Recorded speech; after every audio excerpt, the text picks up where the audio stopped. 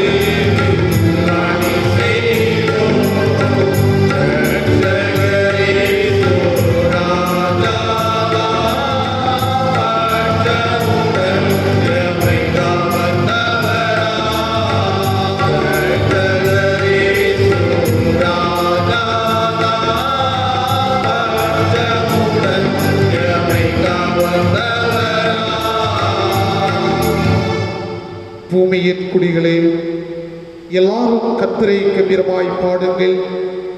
மகிழ்ச்சியோடே கர்த்தருக்கு ஆராதனை செய்து ஆனந்த சத்தத்தோடே அவர் சன்னதி முன் வாருங்கள். கர்த்தரே தேவனென்று அறியுங்கள், நாம் அல்ல.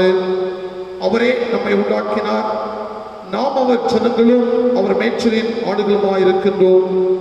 அவர் வாசல்களில் துதியோடும் அவர் பிரகாரங்களில் புகழ்ச்சியோடும் பிரவேசித்து அவரை துதித்து அவருடைய நாமத்தை ஸ்தோத்திரியுங்கள்.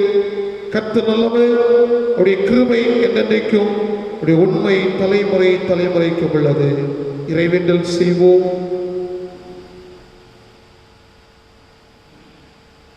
கிருபையும் இரக்கமும் நிறைந்து நல்ல ஆண்டவரே, மகிழ்ச்சியான ஆசீர்வதிக்கப்பட்டு இந்த மாதத்தின் 3வது ஞாயிற்றுக்கிழமைக்காக ஆண்டவருக்கு நன்றி சொல்லுகின்றோம். நாங்கள் உமக்கு ஸ்தோத்திரம் செலுத்துகின்றோம். கடந்து வந்த பாதைகளில் ஆண்டுடைய இரக்கம் எங்களோடு கூட இருந்தது. உம்முடைய பிரசன்னத்தால் நாங்கள் எல்லாரும் ஆட்கொள்ளப்படவும், உம்முடைய அன்பை உம்முடைய வாழ்க்கையிலும் குடும்ப வாழ்விலும் நாங்கள் பெற்றுக்கொள்ள ஆண்டவர் தந்த கிருபைகளுக்காக ஆண்டவருக்கு ஸ்தோத்திரம் செலுத்துகின்றோம். இந்த நாட்களிலும் உலகத்தை அச்சுறுத்தி கொண்டிருக்கின்ற இந்த கொரோனா வைரஸ் உம்முடைய கிருபையினால் நாங்கள் எல்லாரும் பாதுகாக்கப்பட்டோம். உம்முடைய அன்பை இந்த நேரத்திலேயே நாங்கள் எண்ணி ஆண்டவருக்கு நன்றி செலுத்தும்படியாக ஒவ்வொருவரும் இல்லங்களிலேயே நாங்கள் கூடியிருந்து ஆண்டவரை மகிமைப்படுத்துகின்றோம். இந்த தொழுகையை ஆண்டவர் எங்களுக்கு ஆசீர்வாதமாக்கி தர வேண்டும் என்று ஆண்டவர் நோக்கி நாங்கள் செபிக்கின்றோம். இந்த தொழுகையிலும் நாங்கள் பாடுகின்ற பாடல்கள், படிக்கின்ற திருமறை பகுதி, சிந்திக்கின்ற ஆண்டுடைய வார்த்தைகள் எல்லாம் ஆண்டவர் பார்வையில் அருமையாக இருக்க ஆண்டவர் நோக்கி நாங்கள் செபிக்கின்றோம். இந்த தொழுகையின் நிறைவு வரையிலும் நம்முடைய பிரசனம் தங்கி இருக்கட்டும். துதிகன மகிமை யாவற்றையும் ஆண்டவருக்கே செலுத்துகிறோம். மீட்பர் மூல சுமங்கேளும் அன்பு நிறைந்த நல்ல கடவுளே, ஆமென். ஆண்டவருக்கு புகழ் உண்டாக. அனைவரும் எழுந்து இணைந்து ஞான பாடல்களில் 480வது ஞான பாடலை பாடுவோம். ஞான பாடலில் 480 மா வெடி வெள்ளியே உதித்து விட்டாயே, சுதந்திரம் வீசிடும் பாடு சோதியே என்ற பாடலை பாடுவோம். ஞான பாடல் 480.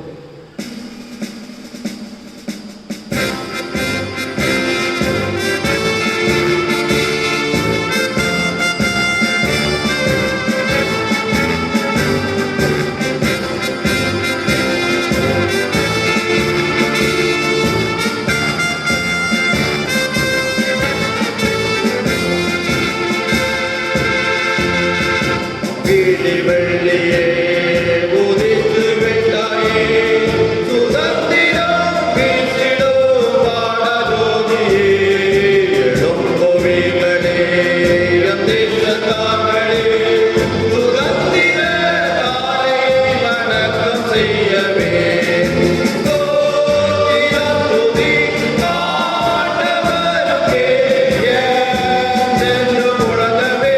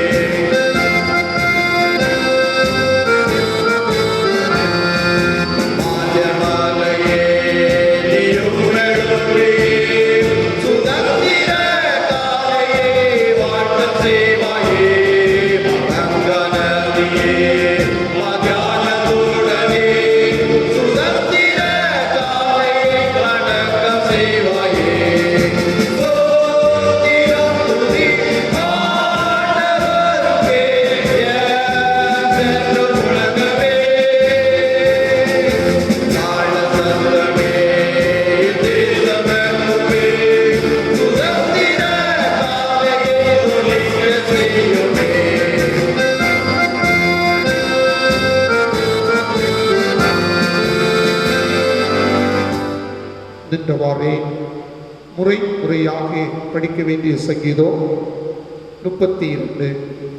32ஆம் சங்கீதத்தை நாம் முறை முறையாக படிப்போம். சங்கீதம் 32. எவனுடைய மீறுதல் மன்னிக்கப்பட்டதோ, எவனுடைய பாவம் மூடப்பட்டதோ அவன் பாக்கியவான். எவனுடைய அக்கிரமத்தை கர்த்தர் இல்லாதிருக்கிறாரோ, எவனுடைய ஆவியில் அக்கிரமமில்லாமல் இருக்கிறதோ, அவன் பாக்கியவான். நான் அடக்கி வைத்த மட்டும் நித்தம் என் கதறுதலினாலே என் எலும்புகள் உலர்ந்து போயிற்று. என் சாரம் உஷ்ணதால் வறட்சி போல வறண்டு போயிற்று. நான் என் அக்கிரமத்தை மறைக்காமல் என் பாவத்தை உமக்கு அறிவித்தேன். என் மீறுதல்களை கர்த்தருக்கு அறிக்கையிடுவேன் என்றேன்.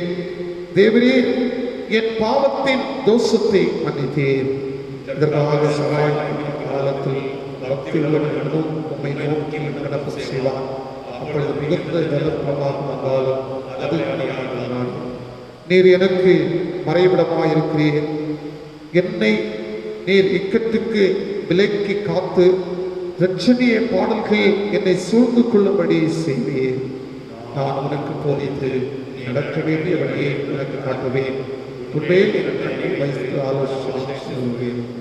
வாரினாலும் கடிவாளத்தினாலும் வாய் கட்டப்பட்டாலொழிய உன் கிட்ட சேராத புத்தியில்லாத குருதையைப் போலவும் கோவேறு கழுதையைப் போலவும் இருக்க வேண்டாம்.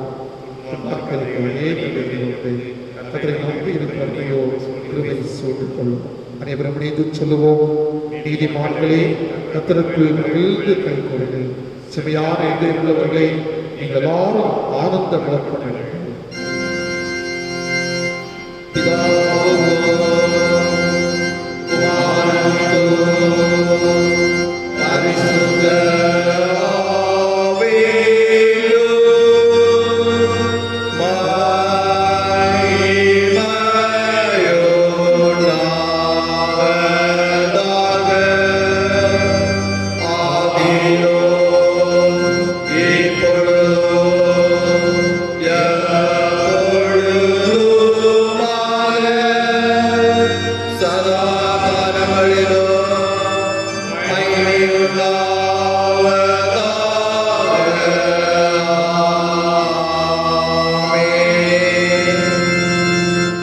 அனைவரும் வளர்ந்தால் படிகள் நம்முடைய பாவங்களை நாம் அறிக்கை செய்வோம்.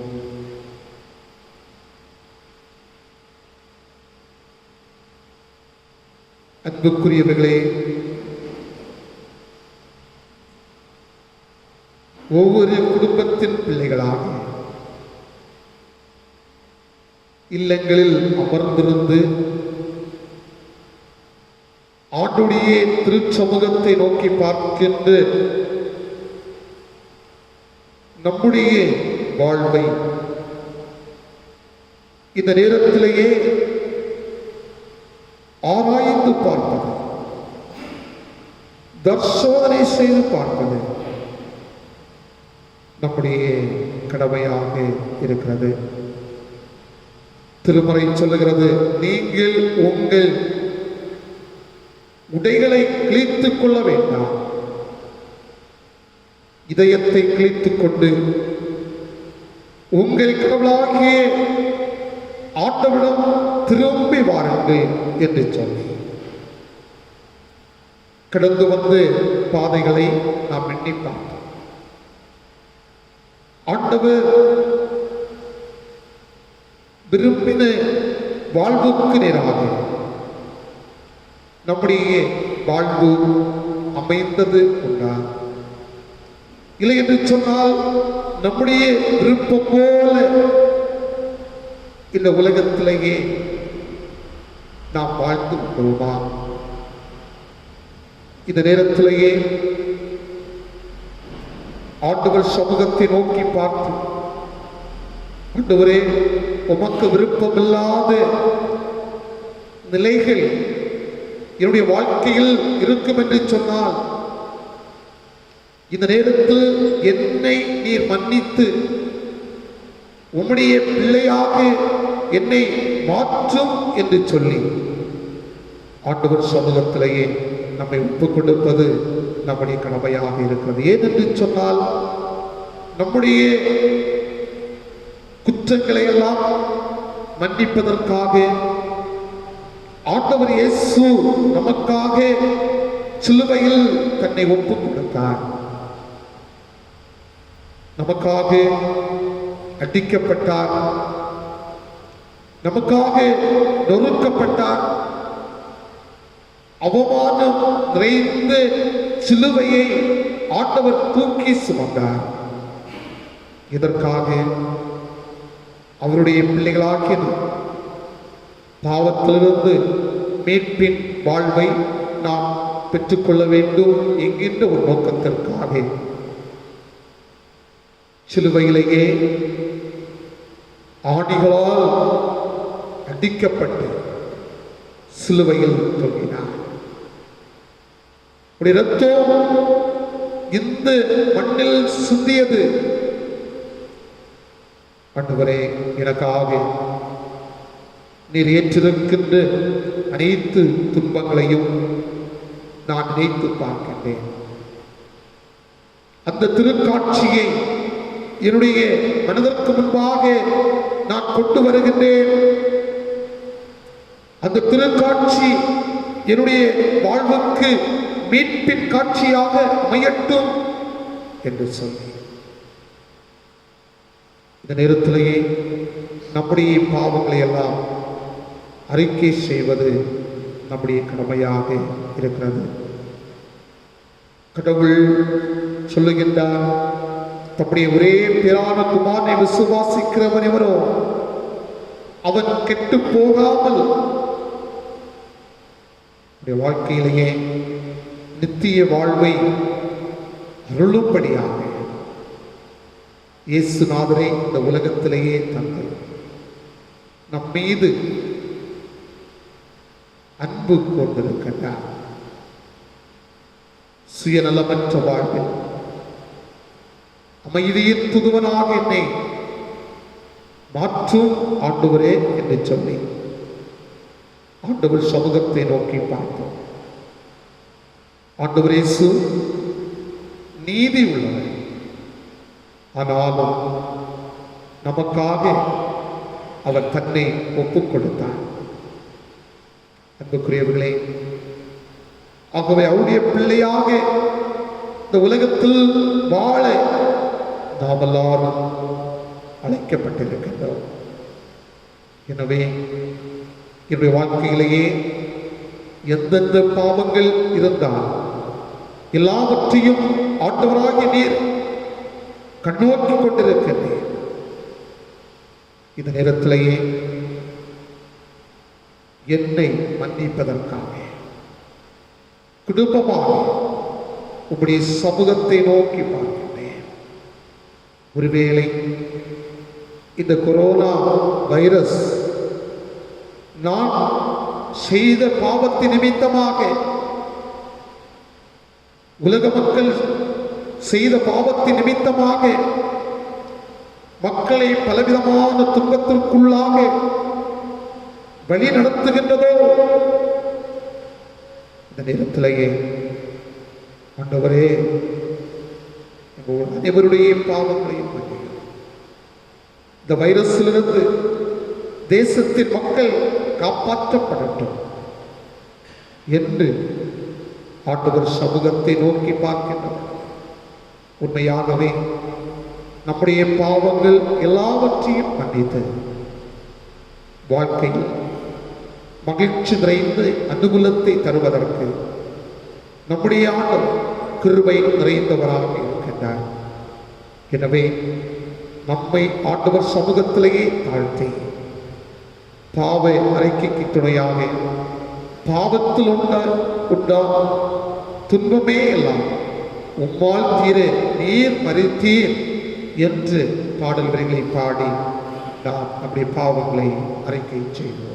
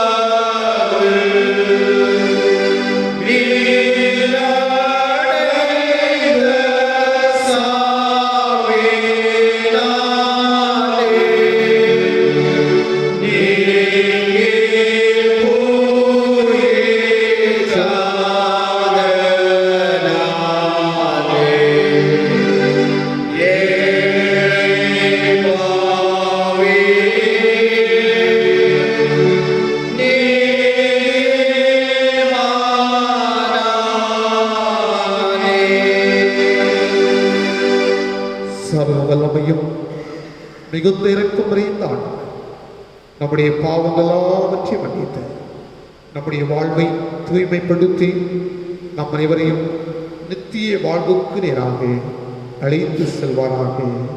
ஆமென். பாவங்களை அறிக்கை நாம் இப்பொழுது ஆண்டவருக்கு நாம் நன்றி செலுத்த கடமைப்பட்டவர்களாக இருக்கின்றோம்.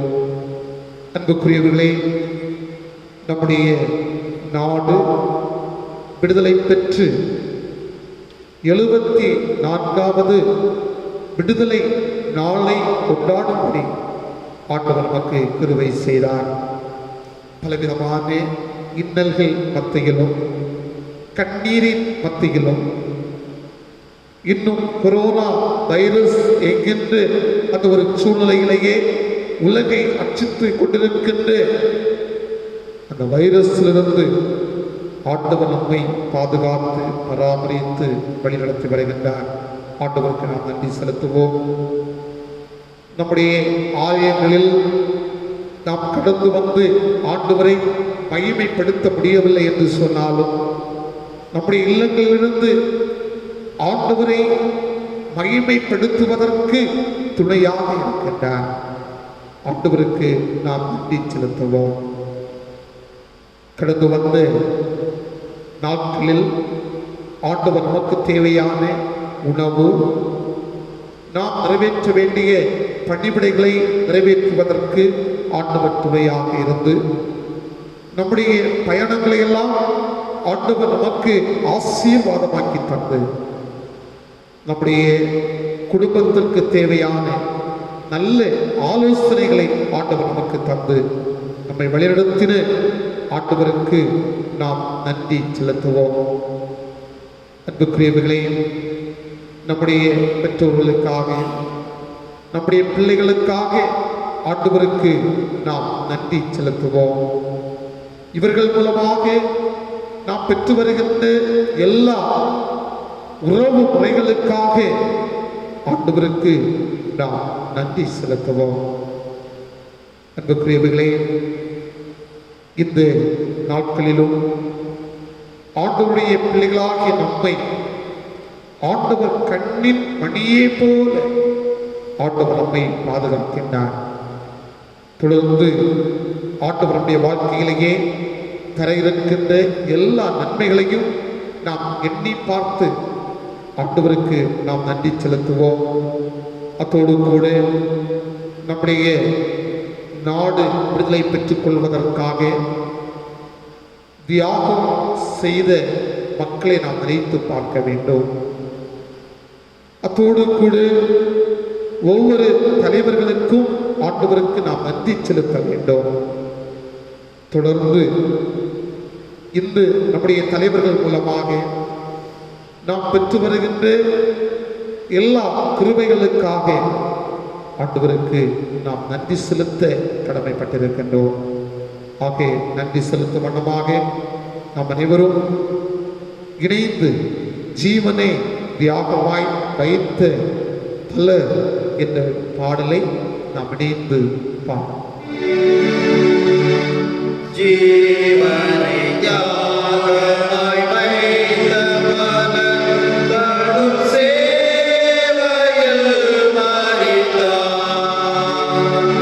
ஜீவனை தியாகமாய் வைத்த பலரும் சேவையில் மரித்தார்.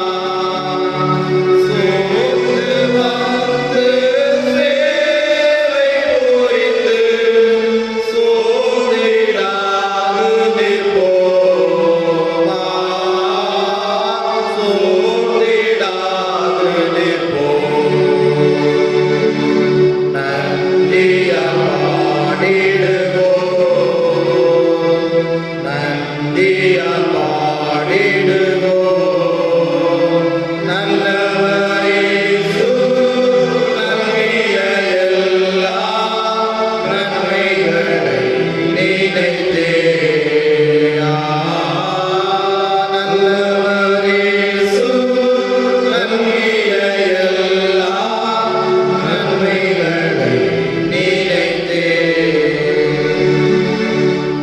நன்றி செலுத்திய நாம் ஆண்டவர் இயேசு கற்றுத்தந்த ஜெபத்தை அனைவரும் இணைந்து சொல்லுவோம்.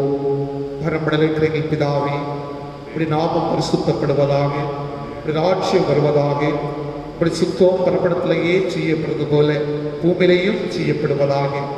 இது வேண்டிய ஆகாரத்தை அந்தந்த எங்களுக்கு தாரம். எங்களுக்கு விதமாய் குற்றம் செய்வதற்கு நாங்கள் மன்னிக்கிறது போல எங்கள் பாவ குற்றங்களை எங்களுக்கு மன்னியும்.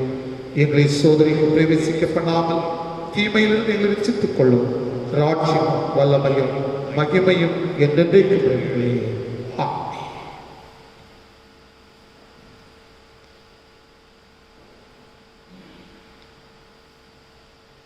இந்த நாளிலும் படிக்கும்படியாக தெரிந்து கொண்டு திருமறை பகுதி தூய மத்தேயு என்பவர் எழுதின நற்செய்தி நூல் அதிகாரம் 15 வசனங்கள் 21 தொடங்கி 28 வசனங்கள் உடைய மத்தேயு அதிகாரம் 15 வசனம் 21 தொடங்கி 28 வசனங்கள் முடிய படிக்கின்றேன், கேளுங்கள்.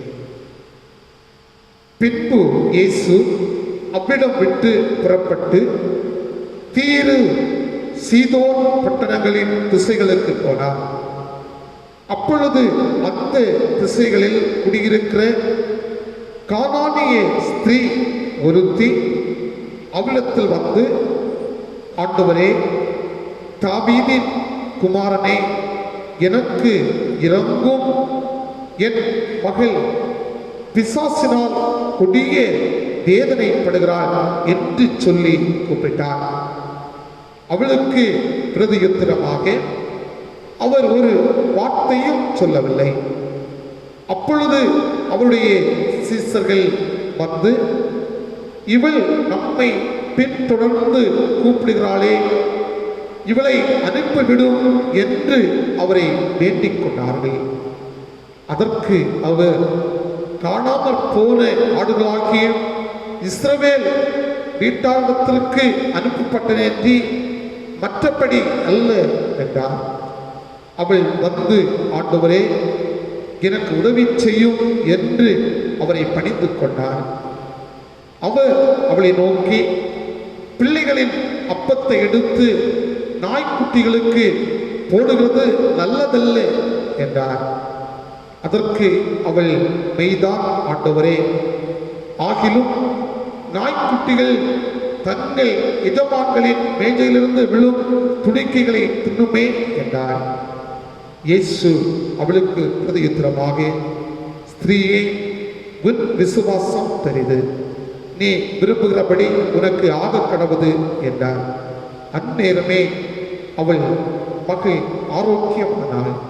இயேசு அவளுக்கு பிரதியுத்தரமாக, ஸ்திரீயே, உன் விசுவாசம் பெரிது, நீ விரும்புகிறபடி உனக்கு ஆக கடவுது என்றார்.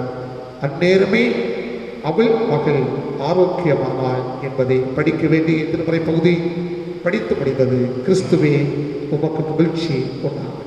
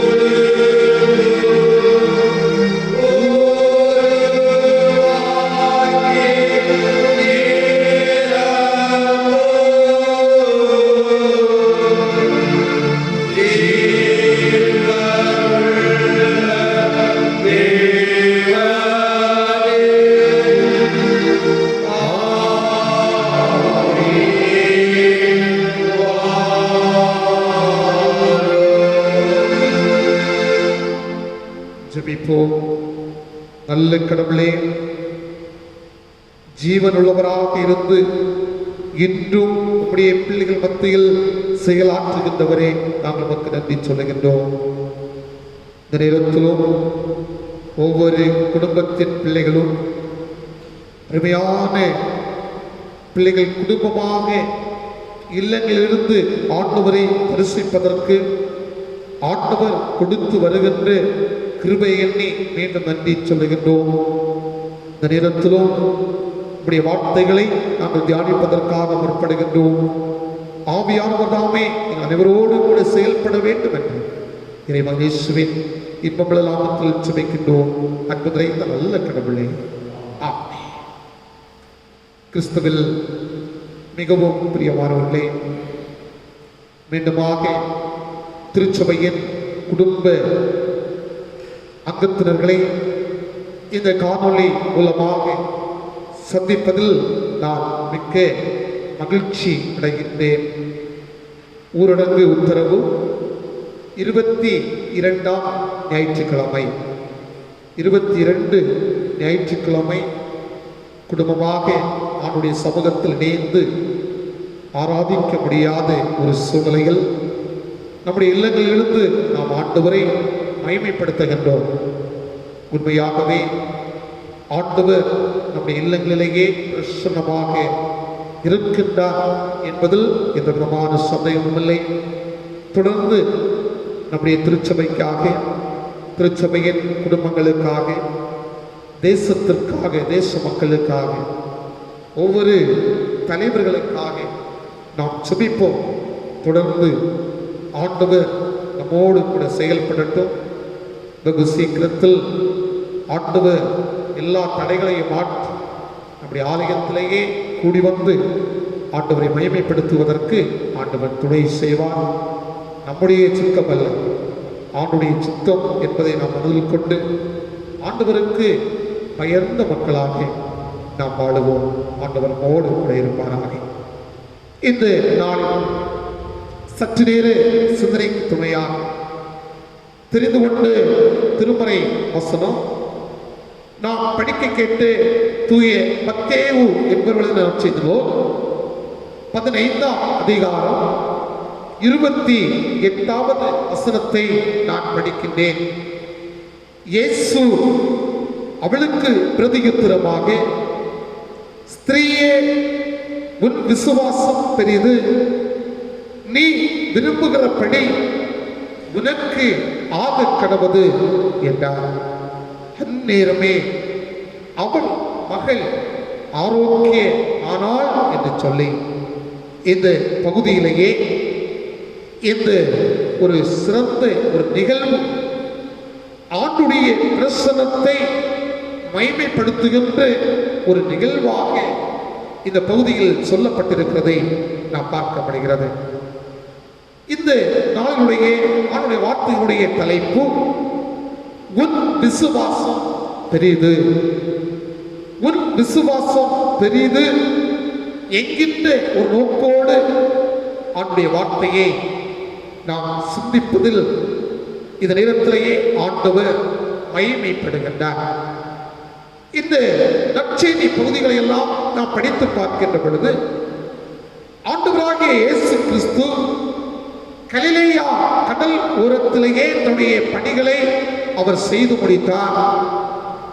5 அப்பம் 2 மீன் கொண்டு 5000க்கு மேற்பட்ட மக்களை ஆண்டவர் போஷித்தார்.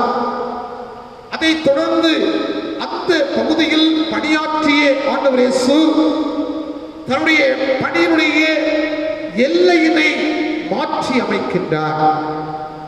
இந்த பகுதி அதான் நமக்கு தெளிவாக சொல்லணும். அவர் எவ்விதமாக மாற்றி அமைக்கின்றார்? அந்த மத்தேயு 15ஆம் அதிகாரம் 21ஆம் வசனத்தை நாம் படித்து பார்க்கின்ற பொழுது, தீரு சீதோ பட்டணங்களின் திசைகளுக்கு அவர் போனார் என்று சொல்லி அந்த பகுதியை நாம் பார்க்கிறோம். அன்புக்குரியவர்களே, இந்த பகுதியில் அவர் செல்லுகின்ற பொழுது அங்கு ஒரு கானானிய ஸ்திரீ, ஒரு பெண் ஆண்டவர் இயேசுவிடம் ஓடோடி அங்கே கடந்து வருகின்றார் என்று சொல்லி நாம் பார்க்கிறோம். இந்த பகுதி நம் அனைவருக்கும் தெரிந்த ஒரு பகுதிதான். இந்த கானானிய பெண் எந்த ஒரு சூழ்நிலையில் கடந்து வருகின்றார். அவள் தன்னுடைய மகள் ஒரு சுகத்தை பெற்றுக் கொள்ள வேண்டும். ஆண்டவர் இயேசு சுகத்தை கொடுப்பார் என்று சொன்னார். என்னுடைய மகள் ஆரோக்கியம் பெறுவார் என்று சொன்ன அந்த கானானிய பெண் ஆண்டவர் இயேசுவை குறித்து அறிந்திருக்கின்றார். ஆண்டவர் இயேசு அநேக மக்களுக்கு அவர் சுகத்தை கொடுத்தார். அநேக மக்கள் வாழ்விழந்திருந்தவர்களை அவர் வாழ்வு பெறும்படி செய்தார். அநேக மக்களுக்கு ஆண்டவர் இயேசு உணவு கொடுத்தார். இப்படிப்பட்ட ஆண்டுடைய சிறப்பை இந்த கானானிய பெண் தன்னுடைய வாழ்க்கையில் உணர்ந்து ஆண்டவர் இயேசு வருகிறார் என்று சொன்னவுடன் நிச்சயமாக என்னுடைய மகள் இதோ விடுதலையை பெற்றுக் கொள்ள முடியும். ஆண்டவர் இயேசுவை நான் சந்திக்க வேண்டும், அவரோடு பேச வேண்டும், அவரோடு என்னுடைய மகளை குறித்து நான் சொல்ல வேண்டும் என்கின்ற ஒரு நோக்கத்தோடு அந்த கானானிய பெண் கடந்து வருகிறதை இந்த பகுதி நமக்கு தெளிவாக சொல்கிறது. அன்புக்குரியவர்களே, இந்த பகுதியிலேயே பலவிதமான முயற்சிகள் நடைபெறுகிறதை, இந்த கானானிய பெண் பல முயற்சிகளை மேற்கொள்வதை நாம் பார்க்க முடிகிறது. ஆண்டவர் இயேசு அந்த முயற்சிகளுக்கு அவர் அந்த பெண்ணை பார்த்து கேட்கின்றார், நீ விரும்புகிறது என்ன? உன் விசுவாசம் பெரிது, நீ விரும்புகிறபடி உனக்கு ஆக கடவுது என்று அந்த பெண்மணியை பார்த்து முறைப்படுகின்றார். அன்புக்குரியவர்களே, இந்த பகுதியை நான் படித்து பார்க்கின்ற பொழுது ஆழமான ஜெப அனுபவத்தோடு இந்த பகுதியை ஒப்பிட்டு சொல்லும்படி நான் இந்த நேரத்திலேயே நான் ஆசிக்கின்றேன். ஆழமான ஜெப அனுபவத்தோடு. அன்புக்குரியவர்களே, கிறிஸ்தவ மக்களுடைய வாழ்விலேயே மிக மிக முக்கியமான ஒன்று என்ன என்று சொன்னால் ஆண்டவரோடு பேசுவது, ஆண்டவரை நோக்கி நாம் மன்றாடுவது. ஆக இந்த கானானிய பெண் நடந்து கொண்ட செயல்பாடு ஆண்டவரோடு இயேசுவோடு அவள் அந்த இடைப்பட்ட இந்த சம்பவம் ஒரு இறை வேண்டுதல் ஆழமான ஜெப அனுபவத்தோடு ஒப்பிட்டு சொல்லப்படுவதை நாம் பார்க்க முடிகிறது. அன்புக்குரியவர்களே, நாம் இதை சிந்தித்து பார்க்க வேண்டும். இந்த நேரத்திலேயே ஜெப அனுபவம் நம்முடைய வாழ்க்கையில் எப்படிப்பட்டதாக இருக்கிறது? இது கானானிய பெண் அந்த அனுபவம் நிறைந்து அந்த ஒரு சூழ்நிலையில் ஜெப அனுபவ சிந்தையோடு ஆண்டவர் இயேசுவை எப்படிப்பட்ட நிலைமையில் அவர் நெருங்கி வருகின்றார், தன்னுடைய மகளுடைய சூழலை எடுத்து சொல்வதற்கு அதை இந்த நேரத்திலேயே நாம் எண்ணி பார்க்க வேண்டும். ஆக முதலாவது இந்த பகுதியை படித்து பார்க்கின்ற பொழுது ஜெபம் என்பது கூப்பிடும் அனுபவம். அதுதான் ஜெபம் என்று சொன்னால் கூப்பிடுகின்ற அனுபவம். ஜெபம் என்பது ஆண்டவரை நோக்கி நாம் கதறுகின்ற அனுபவம் தான். ஆனால் இந்த பெண்மணியை குறித்து திருமறை தெளிவாக குறிப்பிடுகிறது. மத்தேயு 15வது அதிகாரம் 22வது வசனத்தை நாம் படித்து பார்க்கின்ற பொழுது அவர் அழகாக ஆண்டவர் இயேசுவை கூப்பிடுகின்றார். ஆண்டவரே, தாவீதின் குமாரனே, எனக்கு இரங்கும், என் மகள் பிசாசினால் கொடிய வேதனைப்படுகின்றாள் என்று சொல்லி அவள் கூப்பிடுகின்றார். அன்புக்குரியவர்களே, எவ்வளவு அழகாக கூப்பிடுகின்றார். அவருடைய ஜெப அனுபவத்தை பாருங்கள். அழகாக கூப்பிடுகின்றார். ஜெபம் என்று சொன்னால் நம்முடைய வாழ்க்கையில் நாம் ஆண்டவரை கூப்பிடுவது, ஆண்டவரை கூப்பிட்டு நம்முடைய வாழ்க்கைக்கு தேவையான அனைத்தையும் சொல்லுவது. ஒருவேளை எந்த பெண்மணியுடைய மகளுடைய வாழ்க்கையை நாம் எண்ணி பார்க்கின்ற பொழுது அந்த மகள் கொடிய வேதனையில் உச்சக்கட்டத்தில் இருந்திருக்கலாம். பல நிலைமைகளில், பல சூழ்நிலைகளில் இந்த மகளுக்காக பல முயற்சிகளை மேற்கொண்டிருக்கலாம். ஆனால் எந்த முயற்சிகளுக்கும் எந்த பயம் இல்லை. கடைசியாக இயேசுவை குறித்து அறிந்து அங்கே அவளை கூப்பிடுகின்ற ஒரு சூழலை நாம் பார்க்கின்றோம். அன்புக்குரியவர்களே, இந்த இந்த நாட்களில் நாம் எல்லாரும் கொடிய வேதனை என்று சொல்லக்கூடிய அந்த கொரோனா வைரஸ் அந்த சூழ்நிலையில் நாம் எல்லாரும் நாட்களிலேயே பல நிலைமைகளில் நாம் அச்சுறுத்தப்பட்டவர்களாக காட்சியளிக்கின்றோம். பல நிலைமைகளில் நம்முடைய வாழ்க்கைகள் வேதனைகளை கொண்டு வருகிறது. பல செய்திகளை எல்லாம் நாம் கேட்கின்ற பொழுது இந்த செய்தி நம்முடைய வாழ்க்கைகள் அது ஒரு பல வேதனைகளை கொண்டு வருகின்ற ஒன்றாக இருக்கிறது. ஆனால் நாம் இதை குறித்து ஆண்டவரை நோக்கி நாம் கூப்பிடுகின்ற பொழுது, ஆண்டவரை நோக்கி நாம் கெஞ்சுகின்ற பொழுது நிச்சயமாக நம்முடைய கூப்பிடுதலை ஆண்டவர் கேட்பார். நாம் இதை ஆண்டவருக்கு தெரியப்படுத்துகின்ற பொழுது, ஆண்டவரே இப்படிப்பட்ட ஒரு கொடிய வேதனை என்னுடைய தேசத்தை பாழாக்கி கொண்டிருக்கிறது. இந்த கொள்ளை நோயிலிருந்து தேசத்தின் மக்கள் எல்லாம் காப்பாற்றப்பட வேண்டும் என்கின்ற ஒரு எண்ணத்தோடு நாம் ஆண்டவரை நோக்கி கூப்பிடுகின்ற அனுபவம் நம்முடைய வாழ்க்கையில் கடந்து வர வேண்டும். இந்த பெண்மணி ஆண்டவர் சமூகத்தில் போய் நிற்கின்றதை நாம் பார்க்க முடிகிறது. அங்கே கூப்பிடுகின்றார், ஆண்டவரே, தாவீதின் குமாரனே, எனக்கு இறங்கும், எனக்கு இறங்கி என்னுடைய பிள்ளையினுடைய அந்த கொடிய வியாதியை மாற்றும். மத்தேயு அந்த 15ஆம் அதிகாரம் 23வது அந்த வசனத்தை நாம் படித்து பார்க்கின்ற பொழுது ஆண்டவர் இயேசு அந்த பெண்மணிக்கு பிரதியுத்தரமாக ஒரு வார்த்தையும் சொல்லவில்லை என்று சொல்லி அந்த பகுதி நமக்கு தெளிவாக சொல்லுங்க. பாருங்கள், இவ்வளவு அங்கே பல வேதனைகளின் மத்தியில் அந்த பெண்மணி கூப்பிடுகின்றார், கூப்பிட்டுக் கொண்டே இருக்கின்றார். ஆனால் அங்கே ஆண்டவர் இயேசு அந்த கூப்பிடுதலுக்கு ஒரு வார்த்தையும் அங்கே சொல்லவில்லை என்று சொல்லி நாம் பார்க்கின்றோம். ஆம், இந்த தாய் ஆண்டவர் இயேசுவை குறித்து அநேக கேள்விப்பட்டிருக்கின்றார்கள். எத்தனையோ மக்களுடைய வாழ்க்கையில் அந்த பலகீனத்தை மாற்றினவர். இதோ பலகீனத்து நிமித்தமாக ஊருக்கு புறம்பே தள்ளப்பட்டவர்கள் அவருடைய பலகீனங்களை எல்லாம் மாற்றி ஊரில் இருக்கிற மக்களோடு இணைந்து வாழும்படி செய்த ஆண்டவர் இயேசு என்பதை அறிந்திருக்கின்றார். அன்புக்குரியவர்களே, அவர் அன்புள்ள தெய்வம், அவர் இரக்கமுள்ள ஆண்டவர்.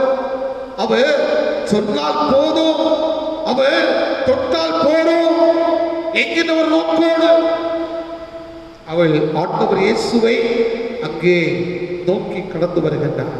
ஆண்டவர் இயேசுவை நினைக்கின்றார்.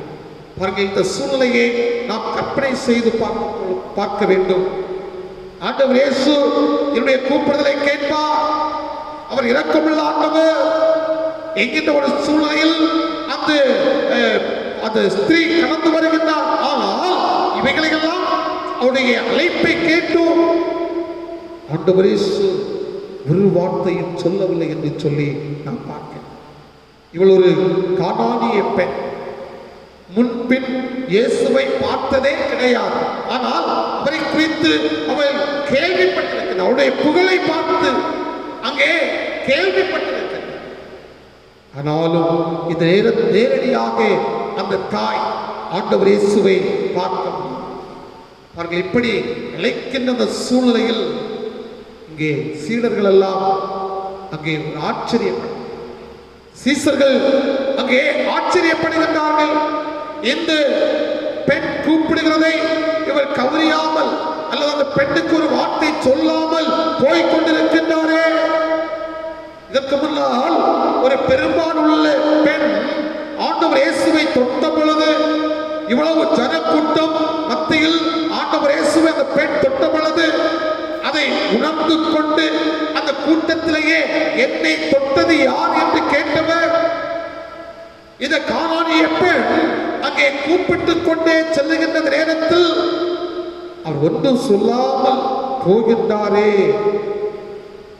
இதோ சீடர்கள் கேட்கின்றார், ஆண்டவரே இயேசுவே, இந்த பெண் உம்மை பின் தொடர்ந்து வருகின்றாளே, கூப்பிடுகின்றாளே, இவளை நீர் அனுப்பிவிட மாட்டீரா? இவருடைய தேவை என்ன?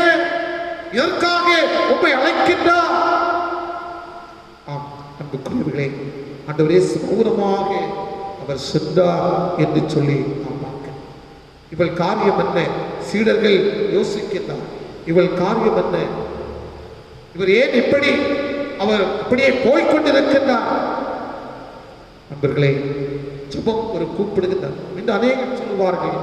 நான் ஜெபித்துக் கொண்டே இருக்கின்றேன், ஆனால் என்னுடைய ஜெபத்திற்கு பதில் தரவில்லை ஆண்டவர் என்று சோர்ந்து போகின்றதை நாம் பார்க்க முடிகிறது. எதற்கு நான் ஆண்டவரை ஆராதிக்க வேண்டும்? எதற்கு நான் ஆண்டவருடைய ஆலயத்திற்கு செல்ல வேண்டும் என்கின்ற ஒரு கேள்வி அவர்களுடைய மனதில் எழுகிறதை நாம் பார்க்க முடிகிறது. இந்த அதாவது கானானிய பெண்மணி நம்முடைய இந்த ஜெபத்திற்கு ஒரு சிறந்த ஒரு எடுத்துக்காட்டாக அமைந்திருக்கிறது நாம் பார்க்க முடியும். நண்பர்களே, ஜெபம் என்பது அது முடிந்தவரை செய்வது அல்ல, அது முடியும் வரை செய்வது. அதை நாம் ஜெபம் என்று சொன்னால் அது வாழ்க்கையில் முடிந்தவரை செய்வதல்ல, அது முடியும் வரை செய்ய வேண்டும். ஒரு பிரச்சனை இருக்கிறது, ஒரு காரியம் என்னுடைய வாழ்க்கையில் ஆண்டவர் நிறைவேற்ற வேண்டும், ஆண்டவர் எனக்கு நன்மை செய்ய வேண்டும் என்று சொல்லி நாம் எதிர்பார்த்து காத்துக் கொண்டிருக்கின்றோம். ஏதோ ஒரு குறிப்பிட்ட நாள் மட்டுமே ஆண்டவர் சமூகத்தை நோக்கி பார்க்கின்றோம். ஆனால் அப்படிப்பட்ட ஒரு நிலைமையில் அல்ல, முடிந்தவரை அல்ல, அந்த காரியம் முடியும் வரை நாம் ஜெபிக்க வேண்டும், ஜெபித்துக் கொண்டே இருக்க வேண்டும். இந்த கானானிய பெண்மணி அப்படிப்பட்ட ஒரு நிலைமைக்கு நேராக தான் அங்கே கடந்து வருகின்றார். ஆண்டவரே, நீர் எனக்கு பதில் கொடுக்கும் வரை, நீர் எனக்கு செவி கொடுக்கும் வரை, உன் கண்கள் என்னை நோக்கி பார்க்கும் வரை நான் செபிப்பதை நிறுத்துவதே இல்லை என்கின்ற ஒரு குறிக்கோள் நம்முடைய வாழ்க்கையில் கடந்து வர வேண்டும். நம்முடைய பிள்ளைகளுடைய வாழ்வுக்காக இருந்தாலும் சரி, நம்முடைய குடும்பங்களுடைய வாழ்வுக்காக இருந்தாலும் சரி, நம்முடைய தேசம் நலம் பெறுகின்ற ஒரு சூழ்நிலையாக இருந்தாலும் சரி, நாம் அதை ஆண்டவரிடம் சொல்லிக் கொண்டே இருக்க வேண்டும். ஆண்டவர் அதற்கு பதில் தருவார் என்கின்ற ஒரு நம்பிக்கையோடு நாம் ஆண்டவரை பார்த்து சொல்லிக் கொண்டே இருக்க வேண்டும். ஜெபம் என்பது, ஆண்டவர் சமூகத்தை நோக்கி பார்ப்பது என்பது, அது ஒரு கூப்பிடுகின்ற அனுபவம், சோர்ந்து போகாமல் கூப்பிடுகின்ற அனுபவம், முடியும் வரை கூப்பிடும் அனுபவம், விடா முயற்சியுடன் ஆண்டவரை பின்தொடர்கின்ற அனுபவம். இதுதான் நாம் எண்ணிப்போம். அதான் திருமறையில் ஒரு வசனம் கொண்டு, என்னை நோக்கி கூப்பிடு, அப்பொழுது நீ அறியாததும் உனக்கு எட்டாததுமான பெரிய காரியங்களை நான் செய்வேன். உடைய குடும்பத்தில் செய்வேன், தேசத்தில் செய்வேன், திருச்சபையில் செய்வேன் என்று ஆண்டவர் சொல்லுகின்றார். அன்புக்குரியவர்களே, இதை நாம் இந்த நேரத்திலேயே இந்த கானானிய ஸ்திரீயோடு நம்முடைய ஜெப வாழ்க்கையை எண்ணி பார்க்க. லூக்கா 11ஆம் அதிகாரத்தை நீங்கள் படித்து பார்க்கின்ற பொழுது அங்கு ஒரு நிகழ்வு வருகிறது. பாருங்கள், ஒரு மனிதன் ஒரு அந்த பாதி ராத்திரியில் போய் தன்னுடைய நண்பரின் கதவை தட்டுகின்றார். எதற்கு தட்டுகின்றார்? நண்பரே, என் சிநேகிதரே, இது நடு இரவு, எனக்கு தெரியும், ஆனால் என்னுடைய வீட்டிலேயே ஒரு சிநேகிதன் ஒருவன் வந்திருக்கின்றான், அவனுக்கு கொடுப்பதற்கு என்னிடம் எந்த உணவும் இல்லை. எனவே நீ என்ன செய்ய வேண்டும்? 3 அப்பங்களை எனக்கு கடனாக தர வேண்டும். எவ்வளவு ஆளாக கேட்கின்ற, என்னிடம் உன்னுடைய குடும்பத்தில் ஒன்றுமில்லை, உன்னிடம் இருப்பதை நான் அறிந்திருக்கின்றேன், ஆனால் அந்த நேரத்திலேயே நீ எனக்கு 3 அப்பங்களை தர வேண்டும் என்று சொல்லி அங்கே கேட்கிறதை நாம் பார்க்க முடிகிறது. எனக்கு நீர் உதவி செய்யும் என்று சொல்லி அங்கே அந்த நண்பனை பார்த்து கேட்கிறதை நாம் பார்க்க முடிகிறது. அதற்கு அந்த நண்பன் சொன்ன பதில் என்ன? இதோ நான் என்னுடைய மனைவி பிள்ளையோடு நான் படுத்திருக்கின்றேன், ஆகவே இனிமேல் கதவை திறந்து நான் உனக்கு அந்த உணவை தர முடியாது என்கின்ற ஒரு கேள்வி, அங்கே ஒரு பதில். அவன் என்னிடத்தில் இல்லை என்று சொல்லவில்லை. ஆனால் இந்த பகுதி நமக்கு தெளிவாக சொல்லுகின்ற ஒன்று, அவன் தட்டிக்கொண்டே இருந்தான். ஒருவேளை நான் எழுந்திருந்தால் என்னுடைய பிள்ளைகள் என்னோடு கூட அவர்கள் எழுந்து விடுவார்களோ, தூக்கம் அங்கே பிள்ளைகளுக்கு சரியான முறையில் இருக்காதோ, ஆனாலும் அந்த நண்பன் அங்கே தட்டிக்கொண்டே இருக்கின்றான், இல்லத்தின் கதவை தட்டிக்கொண்டே இருக்கின்றான். அது உடைய தூக்கத்திற்கு ஒரு தடையாக பாருங்கள். ஆகவே எழுந்து அங்கே கொடுத்ததை நாம் பார்க்க முடியும். லூக்கா 11ஆம் அதிகாரம் 7வது வசனத்தில், என்னை தொந்தரவு செய்யாத கதவு பூட்டியாயிற்று, என் பிள்ளைகள் என்னோடு கூட படுத்திருக்கிறார்கள், நான் எழுந்திருந்து உனக்கு தரக்கூடாது என்று சொன்னான். ஆனாலும் அவன் அங்கே அந்த கதவை தட்டிக்கொண்டே இருந்தான். கற்பனை செய்து பாருங்கள், ஓயாமல் அவன் கதவை தட்டிக் கொண்டிருந்ததின் காரணமாக நிச்சயமாக அவன் எழுந்து அவனுடைய தேவையை அவன் சந்தித்திருப்பான் என்று சொல்லினான். இதே சூழ்நிலையில் தான் ஆண்டவர் இயேசுவை நாம் கூப்பிடுகின்ற பொழுது, அந்த கூப்பிடுகின்ற அனுபவத்துக்குள்ளாக நாம் கடந்து வருகின்ற பொழுது ஆண்டவர் நம்மோடு கிரியை செய்கின்றார். அதாவது கானானிய பெண்மணி அங்கே கூப்பிட்டுக் கொண்டே இருந்தார்கள் என்று சொல்லி நாம் பார்க்கின்றோம். கடைசி வரை கூப்பிட்டுக் கொண்டே இருந்தார்கள் என்று சொல்லி நாம் பார்க்கின்றோம்.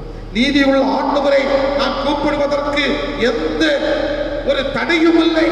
அவர் என்னுடைய வாழ்க்கையிலேயே அவர் அவருடைய வாழ்க்கையில் சுகத்தை தருவார் என்று அவர் கூப்பிட்டுக் கொண்டிருந்தார் என்று சொல்லி நாம் பார்க்கின்றோம். ஆக ஜெபம் இதோ ஆண்டவரை கூப்பிடுகின்ற அனுபவம் என்பதை நம்முடைய வாழ்க்கையில் உணர்ந்து கொள்ள வேண்டும். இரண்டாவதாக அந்த கானானிய அந்த பெண்ணுடைய வாழ்வோடு நாம் இணைந்து நாம் பார்க்கின்ற பொழுது ஜெபம் என்பது கூப்பிடுகிற அனுபவத்தையும் தாண்டி நிற்கிறது.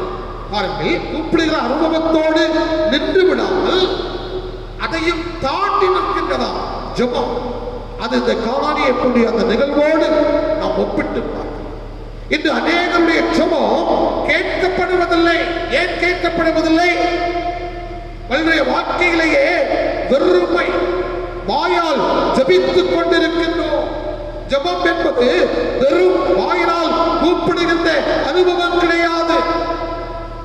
இதனால் நாம் அநேக வேளைகளில் நாம் ஏமாந்து போகின்றோம். அநேகர் சொல்வார்கள், நான் என்னுடைய உடலை ஒடுக்கி நான் உபாசித்து ஆண்டவர் சமூகத்தில் ஆண்டவரே ஆண்டவரே என்று சொல்லி நான் கேட்கின்றேன், ஆனால் அதற்கு எந்த பதிலும் இல்லை. அன்புக்குரியவர்களே, ஜெபம் என்பது நமது வாயிலிருந்து புறப்படுகின்ற வார்த்தை அல்ல. நம்முடைய நினைவுகளாலும் நம்முடைய உள்ளத்தின் ஏக்கத்தினாலும் உள்ளத்தின் நிறைவுகளினாலும் வருவதுதான் ஜெபம். இதுதான் நம்முடைய உள்ளத்தின் ஆழத்தில் நாம் அதது கூப்பிடுகிற அனுபவத்தையும் தாண்டி தான் ஜெப வாழ்க்கை. அந்த பகுதி நமக்கு தெளிவாக சொல்லும். அந்த கானானிய பெண்ணுடைய வாழ்க்கையை நாம் எண்ணி பார்க்க வேண்டும். அவருடைய வணக்கம் வேறு, அவருடைய நம்பிக்கை வேறு, அந்த கானானிய பெண்ணுடைய ஆராதனை வேறு. ஆனால் இயேசுவிடம் இருந்து அவருடைய வாழ்க்கையில் ஏதாவது நன்மை கிடைத்தால் போதும், அதுதான் அவருடைய முதல் நிலை. அவருடைய வழிபாடுகள் எல்லாம் வேறு. எல்லோரும் கூப்பிட்டால் இயேசு பதில் கொடுத்தால், அப்படிப்பட்ட ஒரு சூழ்நிலையில் நான் இல்லை. ஆனால் என்னுடைய கூப்பிடுவதற்கு அவர் செவி சாய்க்கவில்லை. அந்த நேரத்திலேயே என்னுடைய மகளை ஆண்டவர் சுகப்படுத்துவதற்கு நான் எப்படியாவது அவரை சந்திக்க வேண்டும், அவரோடு பேச வேண்டும். அந்த கூப்பிடுகின்ற அனுபவத்தையும் தாண்டி அந்த கானானிய பெண் அங்கே நிற்கிறதை நாம் பார்க்க முடியும். பாருங்கள், இதை தாண்டி அவள் செயல்பட்ட பொழுது அங்கே ஆண்டுடைய பதிலை பெற்றுக் கொள்கிறதை நாம் பார்க்கிறோம். இந்த பெண்மணியுடைய வாழ்விலேயே ஆண்டவர் கிரியை செய்கின்றார். மத்தேயு 15ஆம் அதிகாரம் 24வது வசனத்தை நாம் படித்து பார்க்கின்ற பொழுது ஆண்டுடைய பதில் அங்கே சொல்லப்படுகிற ஆண்டவரே அங்கே ஆண்டவர் நோக்கி அங்கே அந்த சீடர்கள் உதவி செய்யும் என்று சொல்லி கேட்ட பொழுது அதற்கு ஆண்டவருடைய பதில் என்ன? காணாமல் போன ஆடுகளாகிய இஸ்ரவேல் வீட்டாருக்கு அனுப்பப்பட்டேற்றி மற்றபடி அல்ல என்று ஆண்டவர் இயேசு பதில் சொன்னார்.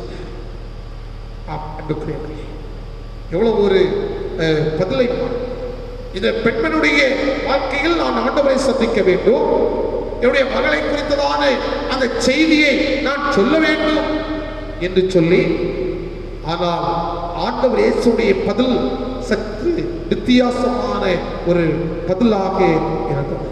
ஆண்டவர் அவள் சத்தத்தை கேட்க விரும்பவில்லை, அவளை திரும்பி பார்க்கவில்லை.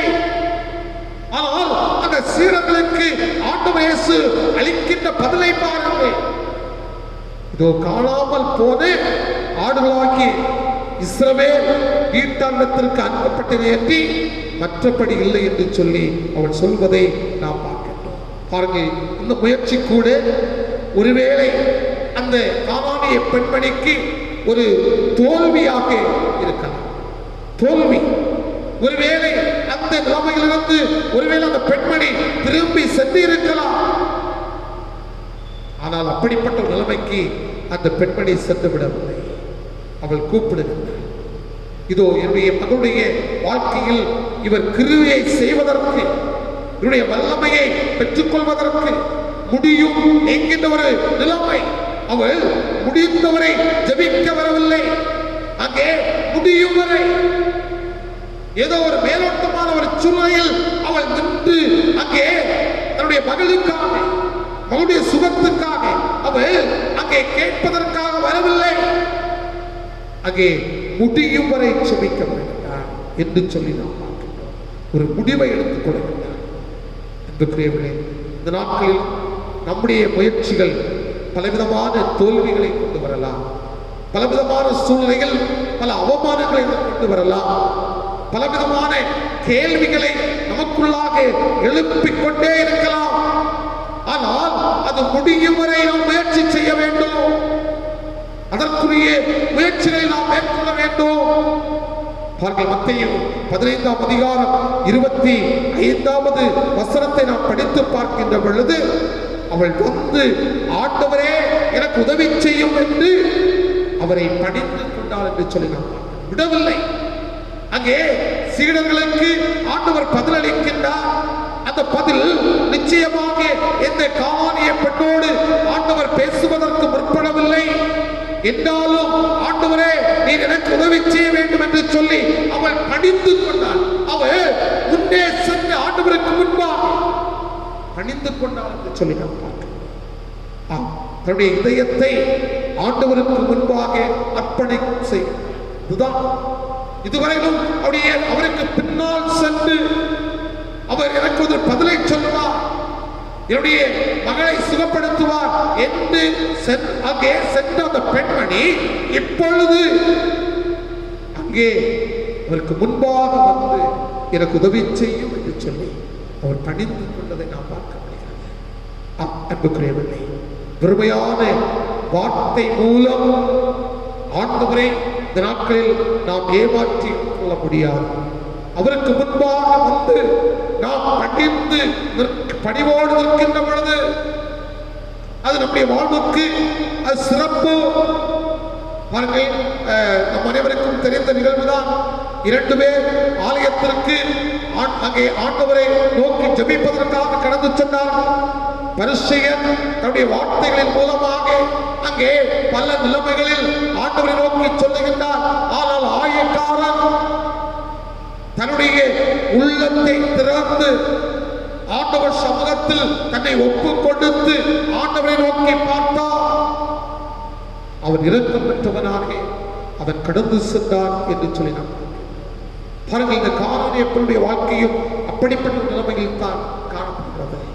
நான் ஆண்டவருக்கு முன்பாக என்னை அர்ப்பணிப்பதுதான் அழைத்தது மட்டுமல்ல, அதை தாண்டி அவள் கடந்து சென்றதை நாம் பகுதியிலேயே தெளிவாக நாம் பார்க்கின்றோம்.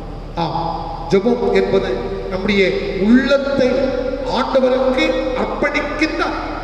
அதுதான் ஜெபம் என்று சொன்னால் நம்முடைய உள்ளத்தை ஆண்டவருக்கு அர்ப்பணிக்கின்ற அனுபவம். நாம் இதை இந்த நேரத்திலேயே எண்ணி பார்க்க வேண்டும். 3வதாக ஒரு காரணம் இதோ இந்த பகுதியிலேயே வருகின்ற ஒன்று, ஜெபம் இதோ நம்முடைய வாழ்விலை நம்மை தாழ்த்துகின்ற அனுபவமாக இருக்கிறது. நம்மை தாழ்த்துகின்ற அனுபவம், நம்மை அங்கே தாழ்த்துகின்ற ஆண்டவர் சமூகத்தில் தாழ்த்துகின்ற அனுபவம். மத்தேயு 15ஆம் அதிகாரம் 25ஆம் வசனம் தெளிவாக அது நமக்கு உணர்த்துகிறது. அவர் ஆண்டவருடைய பாதத்தில் விழுந்தவுடன் ஆண்டவர் அவருக்கு ஒரு நல்ல பதிலை கொடுத்தார். உன்னுடைய பிரச்சனை என்ன? சொல்லுங்க, உன்னுடைய பிரச்சனை என்ன என்று அவள் சொன்ன பொழுது அங்கே ஆண்டவர் அந்த பிரச்சனையை சொல்லுகின்ற பொழுது என்றாலும் அவள் என்ன செய்கின்றார்? மத்தேயு 15ஆம் அதிகாரம் 26 வசனத்தை நாம் படித்து பார்க்கின்ற பொழுது அவளை நோக்கி, பிள்ளைகளின் அப்பத்தை எடுத்து நாய்க்குட்டிகளுக்கு போடுவது நல்லதல்ல என்று ஆண்டவர் இயேசுடைய பதில் இந்த பகுதியில் கடந்து வருவதை நாம் பார்க்க முடிகிறது. இயேசு சொன்ன இந்த வார்த்தை சரியானதா சரியில்லையா? ஒருவேளை நாம் கூட இதை சிந்தித்து பார்க்க வேண்டும். ஒருவேளை இந்த பகுதியை முதலாவது படிக்கின்ற ஒருவர் ஏன் ஆண்டவர் இயேசு இப்படிப்பட்ட ஒரு வார்த்தையை சொன்னார் என்கின்ற ஒரு கேள்விதான் நமக்குள்ளாக எழுப்பிக் கொண்டு இருக்கும். ஏன் இப்படிப்பட்ட ஒரு பதிலை அந்த பெண்மணியின் மத்தியில் ஆண்டவர் இயேசு சொன்னார்? நாம் உதாரணமாக எடுத்துக்கொள்வோம்.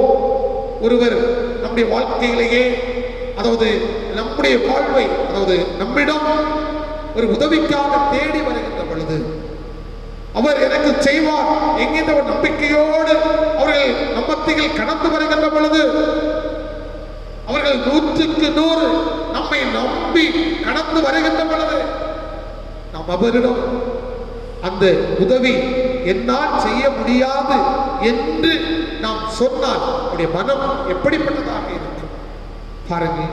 அதே நிலைமையில் தான் இந்த பெண்மணி ஆண்டவர் இயேசுவை நம்பி கடந்து வந்தவர்கள்.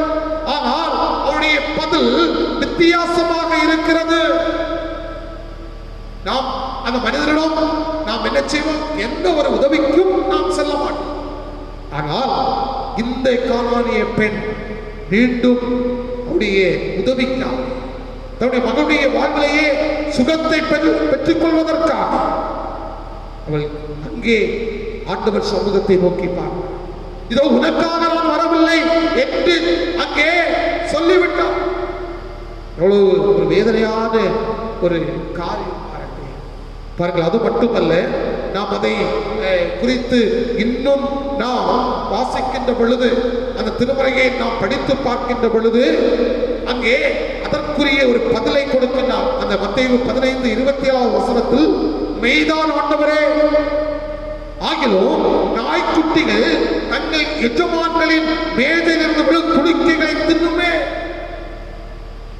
பாருங்கள், அந்த பெண்மணியுடைய பதிலை பாருங்கள். உண்மைதான், நீ சொன்னது உண்மைதான். ஆனால் அதனுடைய மேஜையின் கீழே விழுகின்ற அந்த, அதாவது அங்கே விழுகின்ற அந்த துணிக்கைகளை நாய்கள் தின்னுமே என்று சொன்னார். ஒருவேளை அந்த கானானிய பெண்மணியை அந்த நாய்க்கு ஒப்பிட்டு கூட பேசப்படுகின்ற ஒரு சூழல். ஆனால் அதையும் அந்த பெண்மணி ஏற்றுக்கொள்கின்றார். எவ்வளவு ஒரு சிறப்பான ஒரு பகுதியாக இருக்கிறது. நாமும் அப்படிப்பட்ட ஒரு சூழ்நிலையில் நாம் மாற்றப்படலாம். ஒருவேளை அந்த நாய்க்குட்டி என்று அவர் சொன்னது அந்த பெண்மணிக்கு வேதனையை கொடுத்திருக்கலாம். என்று சொன்னால் ஒரு யூத ஒருவேளை இப்படி சொன்னது நிமித்தமாக ஆண்டவர் அந்த கானானிய அந்த பகுதியில் தான் இருக்கின்றார், இனி அவருடைய சொந்தக்காரர்களை அழைத்து இப்படி என்று சொல்லிவிட்டார் என்று சொல்லி இயேசுநாதர் மீது பழி சுமத்தி இருக்கிறார். ஆனால் அதை செய்யவில்லை, ஏற்றி நாம் தான் அவர் மெய் என்று சொல்லி உணர்ந்து கொள்வது. ஆகவே இது நிமித்தமாக ஆண்டவர் ஒரு பெரிய மாற்றத்தை அந்த பெண்மனுடைய வாழ்க்கைகளையே கொடுத்தார் என்று சொல்லி பார்க்கிறோம். ஆச்சரியம். அதை நாம் படித்து பார்க்கின்ற பொழுது அவருடைய விசுவாசத்தை, தன்னுடைய வாழ்க்கையில் அவர் அர்ப்பணித்த அந்த அர்ப்பணத்தை அவர் அங்கே எடுத்து சொன்னதை திருமறை பகுதி தெளிவாக நமக்கு சொல்கிறது. ஸ்திரீயே, உன் விசுவாசம் அதுதான் கடைசியாக நாம் இந்த பகுதியில் பார்க்கின்றவர்.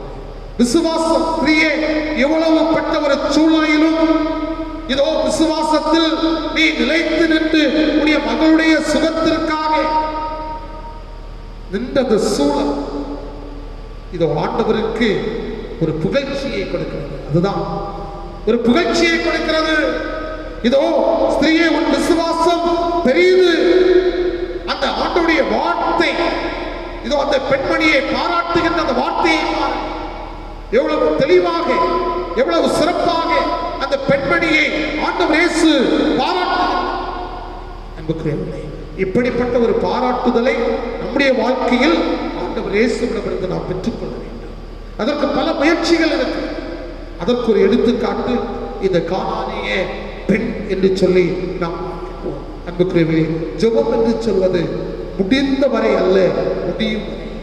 கடைசியாக நாம் பார்க்கின்ற பொழுது இந்த விசுவாசம் பெரிது என்று சொன்னவுடனே அந்த அவரது தாயினுடைய அந்த கானானிய பெண்ணுடைய மகள் சுகத்தை பெற்றுக் கொண்டார். ஓடோடி வீட்டுக்கு செல்லுகின்றார். மகள் சுகத்தோடு மகிழ்ச்சியோடு இருக்கிறதை இந்த தாய் மகிழ்ச்சியோடு பார்க்கின்றார். அங்கே பக்கத்தில் உள்ளவர்கள்லாம் ஓடோடி வந்திருப்பார்கள். இது என்ன ஆச்சரியம்! ஒருவேளை இவ்வளவு நடந்த நிலைமைகளை எல்லாம் தெளிவாக தன்னுடைய கிராமத்து மக்களுக்கு அந்த பெண்மணி சொல்லியிருந்தார்.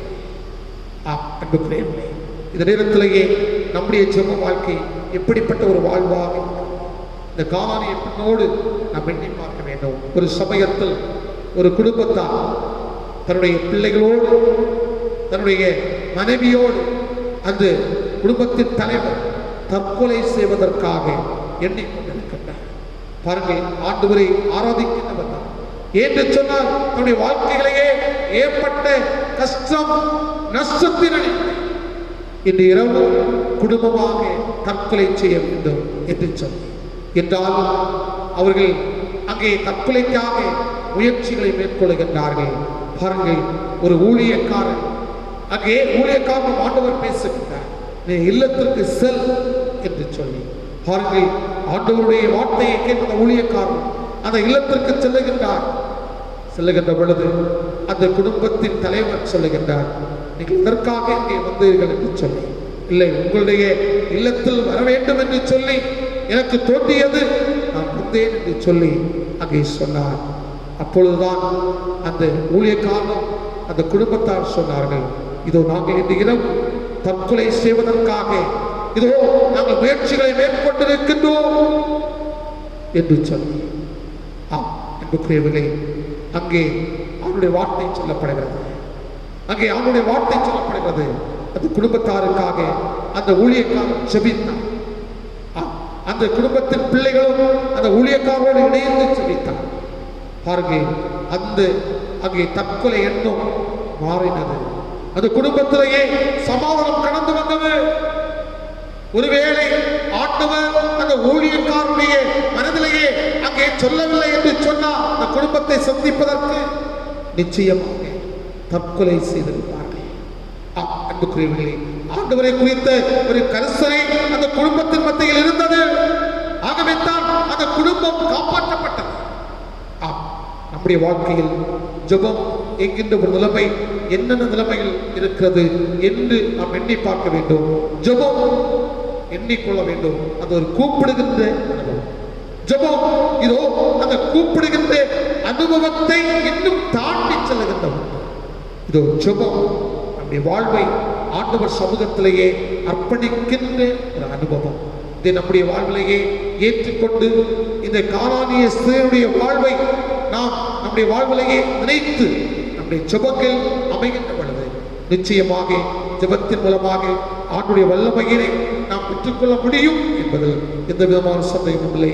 ஆண்டவர் நாமே வார்த்தைகளின் மூலமாக அனைவரையும் ஆசீர்வதிப்பாராக. நாம் அனைவரும் எழுந்து நம்முடைய விசுவாசத்தை நாம் அறிக்கை செய்வோம். வானத்தையும் பூமியை படைத்து சர்வ வல்லமுள்ள பிதாவாகிய தேவனை விசுவாசிக்கிறேன். அவருடைய ஒரே குமாரனாகிய என்னுடைய நாதர் இயேசு கிறிஸ்துவை விசுவாசிக்கிறேன். அவர் பரிசுத்த ஆவினாலே கன்னிமரியாள் துப்பறித்து பிறந்தார். புதுவின் காலத்தில் பாடுபட்டு சிலுவையில் அறையுண்டு மரித்து அடக்கம் பண்ணப்பட்டு பாதாளத்தில் இறங்கினார். 3ஆம் நாள் மருத்துவத்துக்கு எழுந்தறினார். பரமடத்தில் கேறி சர்வ வல்லமுள்ள பிதாவாக்கியத்துடைய வலது பாசலை வீற்றிருக்கிறார். அவ்விடத்திலிருந்து உயிருள்ளோரையும் மரித்தோரையும் நியாயந்திருக்க வருவார். பரிசுத்தாவியை விசுவாசிக்கிறேன். பொதுவாக இருக்கிற பரிசுத்தமையும் பரிசுவாங்குடைய ஐக்கியமும் பாவ மன்னிப்பும் மரித்தோர் உயிர்த்தெழுதலும் நித்திய ஜீவனும் என்று விசுவாசிக்கிறேன். இந்த தொழுகை நிறைவாக நின்றவாறே நாம் அனைவரும் கீர்த்தனைகளில் 281ஆம் கீதத்தை நாம் பாடுவோம். கீதம் எண் 281. பின் செல்வேன் என் மீட்பரே, நான் உம்மை பின் செல்வேன் என் மீட்பரே என்ற பாடலை நாம் பாடுவோம்.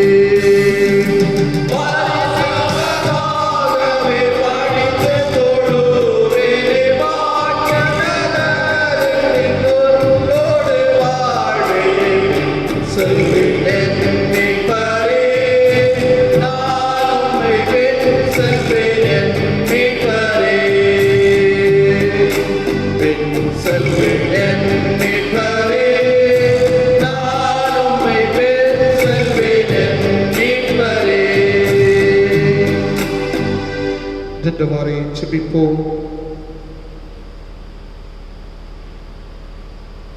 வார்த்தையாய் இவ்வுலகில் வந்து அன்பின் ஆண்டவரே, ஆசீர்வதிக்கப்பட்டு மனமகிழ்வு நிறைந்து இந்த ஓய்வு நாளுக்காக, இந்த நேரத்திற்காக ஆண்டவருக்கு நாங்கள் நன்றி சொல்கின்றோம். இரக்கத்தின் ஆண்டவரே, திருமறையில் ஜபத்தினுடைய சூழ்நிலையை கானானிய அந்த பெண்மணியுடைய வாழ்வோடு ஒப்பிட்டு சொல்லப்படுகிறது. ஜபம் கூப்பிடும் அனுபவம், ஜெபம் கூப்பிடுகின்ற அனுபவத்தையும் இன்னும் தாண்டி நிற்கின்ற ஒன்று. ஜெபம் அர்ப்பணிக்கின்ற அனுபவம் என்று சொல்லி இந்த நாளிலும் நாங்கள் புரிந்து கொண்டோம். நாங்களும் ஆண்டவரை நோக்கி மன்றாடுகின்ற பொழுது இந்த கானான் ஸ்திரீயுடைய இந்த வாழ்வோடு அர்ப்பணம் நிறைந்த ஒரு வாழ்வாக அமைய ஆண்டவர் எங்களுக்கு துணை தர வேண்டும் என்று ஆண்டவர் நோக்கி நாங்கள் ஜெபிக்கின்றோம். ஜெபம் என்பது முடிந்தவரை அல்ல, முடியும் வரை ஜெபிக்கின்ற அன்பமாக எங்களுடைய வாழ்க்கையில் இருக்க ஆண்டவர் துணை செய்ய வேண்டும் என்று ஆண்டவர் நோக்கி நாங்கள் ஜெபிக்கின்றோம். இந்த நேரத்திலும் குடும்பமாக சமூகத்தை நோக்கி பார்க்கின்ற ஒவ்வொரு பிள்ளைகளையும் ஆண்டவர் ஆசீர்வதிப்பீராக. என்னென்ன நோக்கத்தோடு சிந்தனையோடு அன்புக்குரிய பிள்ளைகள் ஆண்டவர் திரு சமூகத்தை நோக்கி பார்க்கின்றார்களோ அதற்கு மேலான ஆசீர்வாதங்களை தங்களுடைய வாழ்க்கையிலும் குடும்ப வாழ்க்கையிலும் பெற்றுக்கொள்ள ஆண்டவர் வைத்தார். நாட்களிலும் ஆண்டவரே, கொரோனா வைரஸ் நிமித்தமாக பாதிக்கப்பட்டிருக்கின்ற பிள்ளைகளுக்காக நாங்கள் ஜெபிக்கின்றோம் ஐயா. இந்த வைரஸை ஆண்டவர் முற்றிலுமாக அகற்றிவிட வேண்டும் என்று ஆண்டவருக்கு நாங்கள் ஜெபிக்கின்றோம். ஆண்டவரே, மனுக்குலத்தின் மக்களுடைய இயல்பு நிலை பாதிக்கப்பட்ட ஒரு சூழ்நிலை இருக்கிறது. மக்கள் தங்களுடைய பணிவிடைகளை செய்ய முடியாது இருக்கின்ற ஒரு நிலைமை. இன்னும் ஆண்டவரே, பிள்ளைகள் கல்வியை இழந்து நிற்கின்ற ஒரு சூழ்நிலை. எல்லாவற்றையும் அறிந்த ஆண்டவர் வெகு சீக்கிரத்தில் இந்த கொள்ளை நோய் முற்றிலுமாக ஆண்டவரை தேசங்களை விட்டு மாறி போக ஆண்டவர் அனுக்கிரகம் தர வேண்டும் என்று நோக்கி ஜெபிக்கின்றோம். அதையே எல்லோரும் இந்த கொள்ளை நோயிலிருந்து காப்பாற்றப்பட ஆண்டவர் நோக்கி கொண்டாடுகின்றோம். இந்த வாரத்திலும் பிறந்த நாளை நினைவு கூறுகின்ற அன்புக்குரிய பிள்ளைகளுக்காக ஜெபிக்கின்றோம். இன்னும் தூரமான இடங்களில் இருக்கின்ற அன்புக்குரிய பிள்ளைகளுக்காக ஆண்டவர் நோக்கி கொண்டாடுகின்றோம். இந்த பிள்ளைகளை ஆண்டவர் ஆசீர்வதியும். நீர் சமீபத்திற்கு மட்டுமல்ல தூரத்திற்கும் ஆண்டவராக இருக்கிறேன் என்று சொல்லி நாங்கள் அறிகின்றோம். ஒவ்வொரு பிள்ளைகளிடமிருந்து நல்ல செய்தியை நாங்கள் பெற்றுக்கொள்ள ஆண்டவருக்கு வைத்தார். என்னுடைய திருச்சபைக்காக திருப்பணிகளுக்காக நாங்கள் ஜெபிக்கின்றோம். ஆண்டவரே, அந்த 1000 இல்லத்தை நாங்கள் வாங்குவதற்கு ஆண்டவர் எங்களுக்கு துணைத்தார். இந்த நாளிலும் படைக்கப்பட்டிருக்கிற காணிக்கைகள் அனைத்தையும் ஆண்டவர் அங்கீகரிக்க வேண்டும் என்று உம்மை நோக்கி நாங்கள் ஜெபிக்கிறோம். எந்த நோக்கத்தோடு இந்த காணிக்கைகளை படைத்திருக்கிறார்களோ அதற்கு மேலான ஆசீர்வாதங்களை அன்புக்குரிய குடும்பத்தின் பிள்ளைகள் பெற்றுக்கொள்ள ஆண்டவருக்கு வைத்தார். இந்த வாரம் முழுவதும் ஆண்டவர் எங்களை கண்ணின் கண்மணி போல பாதுகாத்துக் கொள்கிறாக. என்னுடைய ஜீவன் சுகபலன் யாவும் ஆண்டவர் பார்வையில் அருமையாக இருக்க வேண்டும் என்று உம்மை நோக்கி கொண்டாடுகின்றோம். எங்களை முற்றிலுமாக ஆண்டவர் சமூகத்திலேயே ஒப்புக் கொடுக்கின்றோம். துதி கனமேமை யாவற்றையும் ஆண்டவருக்கே செலுத்துகிறோம். மீட்பர் ஒரு சுமங்கேல் அன்பு நிறைந்த நல்ல கடவுளே, ஆமென். Yeah.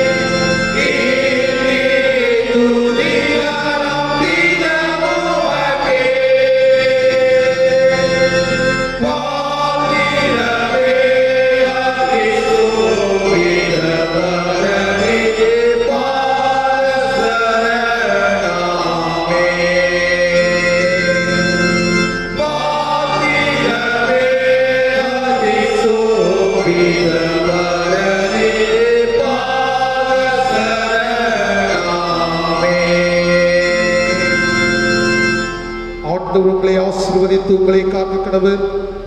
ஆண்டவர் தம்முடைய முகத்தை உங்கள் மேல் பிரகாசிக்க பண்ணி உங்கள் மேல் கிருபையாயிருக்க கடவர். ஆண்டவர் தம்முடைய முகத்தை உங்கள் மேல் பிரசன்னமாக்கி இப்பொழுதும் எப்பொழுதும் உங்களுக்கு கட்டளையிட கடவர். நம்முடைய ஆண்டவராகிய இயேசு கிறிஸ்துவின் கிருபையும் பிதாவாகிய அன்பும் தூய ஆவியுடைய குற்றமும் நம்மளோடும் இன்னும் இன்னும் நிலைத்திருப்பதாக.